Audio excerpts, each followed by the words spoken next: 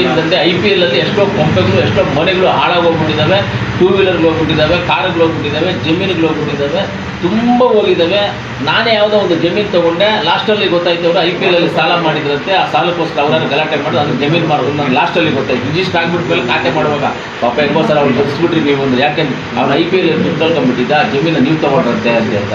ನನಗೆ ಗೊತ್ತಿಲ್ಲಪ್ಪ ಅವ್ರು IPL ಕಳ್ಕೊಂಡಿದ್ದು, ಅವ್ರ ಅಪ್ಪ ಅವ್ರ ಅಮ್ಮ ಬಂದು ನನಗೆ ಮಾಡಿದ್ರು ತೊಗೊಂಡು ಆ ಸಾಲ ತೀರ್ಸಕ್ಕೆ ಸಾಲ ಇಲ್ಲ ಅಂತ ಅವ್ರ ಅಪ್ಪ ಅಮ್ಮ ಸೂಸೈಡ್ ಮಾಡ್ಕೊಂಡ್ಬಿಡ್ತಾ ಇದ್ರು. ಇವಾಗ ಮಗ ಮಾಡಿದ ತಪ್ಪಿಗೆ ತಂದೆ ತಾಯಿ ಜಮೀನು ಮಾಡಿಬಿಟ್ಟು ಅವ್ರ ಸಾಲಗಳನ್ನು ಈ ಥರ ತುಂಬ ಆಗ್ತಾ ಇದೆ. ಕ್ರಮ ತಗೋಬೇಕು, ಅದು ಡಿಪಾರ್ಟ್ಮೆಂಟಲ್ಲಿ ಇರುತ್ತೆ ನೋಡಿ. ಪೊಲೀಸ್ ಡಿಪಾರ್ಟ್ಮೆಂಟ್ಗೆ ಗೊತ್ತಿಲ್ಲದೆ ಇರುವಂಥದ್ದು ಯಾವುದೂ ಇಲ್ಲ. ಪ್ರತಿಯೊಂದು ಪೊಲೀಸ್ ಡಿಪಾರ್ಟ್ಮೆಂಟಲ್ಲಿ ಇಂಟೆಲಿಜೆನ್ಸಲ್ಲಿ ಇನ್ಫಾರ್ಮೇಷನ್ ಇದ್ದೇ ಇರುತ್ತೆ. ಪೊಲೀಸ್ ಅವರು ಅವ್ರನ್ನ ಬಿಟ್ಕೊಂಡು ಕೂತ್ಕೊಂಡಿದ್ದಾರೆ ಅಷ್ಟೇ ಮಾತ್ರ. ಪೊಲೀಸವ್ರು ಮೋಸ ಮಾಡಿದ್ರೆ ಎಲ್ಲ ಏನಿಲ್ಲ.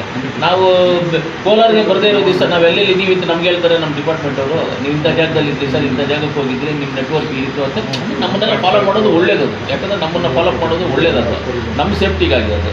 ಆ ಥರ ಅವರು ಇದನ್ನ ದೊಡ್ಡ ವಿಚಾರ. ನಾವು ಏನೇನು ನೆಟ್ವರ್ಕ್ ಇದೆ ಇವಾಗ SP ಸಾಹೇಬ್ರ ಮನೆ, SP ಸಾಹೇಬ್ರವರು ಆಫೀಸಲ್ಲಿ ಒಂದು ಸೆನ್ ಅಂತ ಇರುತ್ತೆ ಅಲ್ಲಿ.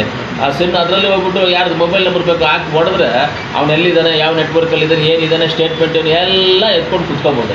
ಕುತ್ಕೊಂಡಿದ್ದ ಜಾಗದಲ್ಲಿ ಎಲ್ಲ ಕೆಲಸ ಮುಗಿಸ್ಬಿಡ್ಬೋದು. ನಮ್ಮ ಹತ್ರ ಇರೋ ನೆಟ್ವರ್ಕ್, ಪೊಲೀಸ್ ಡಿಪಾರ್ಟ್ಮೆಂಟಲ್ಲಿ ಇರೋ ನೆಟ್ವರ್ಕ್ ಯಾವ ಥರ ಇರುತ್ತೆ ಅಂದರೆ, ಕೆಳಗಡೆ ಅಲ್ಲಿ ರೋಡಲ್ಲಿ ಪೇಪರ್ ಬಿದ್ದಿದ್ರೆ ಸ್ಯಾಟಲೈಟ್ನ ಅವ್ರು ಓದ್ಬೋದು, ಅದು ಅಷ್ಟು ಪವರ್ ಇದೆ. ಹಂಗೆ ನೋಡೋದು ದೊಡ್ಡ ಕಷ್ಟ. ಪೊಲೀಸವ್ರು ಬಿಟ್ಕೊಂಡಿರೋದು ಅಷ್ಟೇ, ಡಿಪಾರ್ಟ್ಮೆಂಟೇ ಬಿಟ್ಕೊಂಡಿರೋದು.